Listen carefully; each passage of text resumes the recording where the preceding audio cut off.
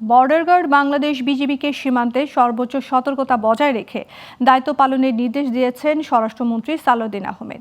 বিজিবির সদর দপ্তর পরিদর্শন শেষে স্বরাষ্ট্রমন্ত্রী বলেন, অনুপ্রবেশ, পুশিন, মাদক, অস্ত্র ও চোরাচালান এবং মানব পাচার প্রতিরোধে বিজিবিকে আরও কার্যকর ভূমিকা পালন করতে হবে।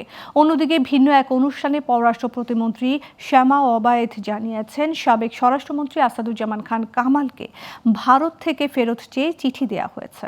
বিস্তারিত আলাউদ্দিন আল আজাদের প্রতিবেদনে।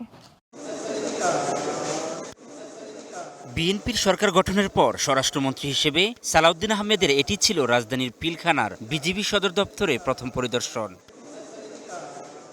স্বরাষ্ট্রমন্ত্রী জানান, বিজিবিকে দক্ষ বাহিনী হিসেবে গড়ে তুলতে জনবল বৃদ্ধি, আধুনিক প্রযুক্তি, যানবাহন, অস্ত্র ও অন্যান্য সরঞ্জাম সংগ্রহের নীতিগত সিদ্ধান্ত নেওয়া হয়েছে। সীমান্তরক্ষী এ বাহিনীকে সর্বোচ্চ সতর্কতার সাথে কাজ করার নির্দেশ দেন তিনি। আমরা একজনকেও অবৈধভাবে এখানে পুশিন হতে দেইনি। আমাদের বর্ডার গার্ড, বিজিবি এবং জনগণের সহায়তা আমরা সফলভাবে এখনো পর্যন্ত সেটা ঠেকাতে সক্ষম হয়েছি। স্বরাষ্ট্রমন্ত্রী জানান, প্রয়াত রাষ্ট্রপতি শহীদ জিয়াউর রহমান হত্যা মামলার পলাতক দণ্ডপ্রাপ্ত আসামি মেজর মুজাফফর হোসেনকে সেনা আইনে বিচার করা হবে।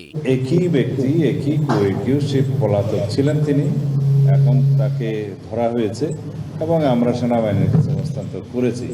তারা তাদের বিধি মোতাবেক জেনারেল কোর্ট মার্শাল গঠন করে সে বিষয়ে ব্যবস্থা নেবেন। অন্যদিকে বিআইআইএসএস এর সেমিনার শেষে পররাষ্ট্র প্রতিমন্ত্রী জানিয়েছেন, সাবেক স্বরাষ্ট্রমন্ত্রী আসাদুজ্জামান কামালকে ফেরত দিতে ভারতকে আলাদা করে চিঠি দিয়েছে সরকার। সাবেক স্বরাষ্ট্রমন্ত্রীকে উদ্দেশ্য করে এই চিঠি দেওয়া হয়েছে এবং এটা যখন যেটা প্রয়োজন আমাদের আইন মন্ত্রণালয় এবং স্বরাষ্ট্র মন্ত্রণালয়ের যে উদ্যোগগুলো ওনারা নেবেন, পররাষ্ট্র মন্ত্রণালয়ের পক্ষ থেকে সেই আমাদের ডিপ্লোমেসির অনুযায়ী আমরা সেই কাজগুলো করব। প্রতিমন্ত্রী বলেন, দুই দেশের মধ্যে যে দ্বিপাক্ষিক সম্পর্ক আছে সেটাকে জোরদার করার লক্ষ্যে কাজ করছে সরকার। মন্ত্রীকে উদ্দেশ্য করে এই চিঠি দেওয়া হয়েছে।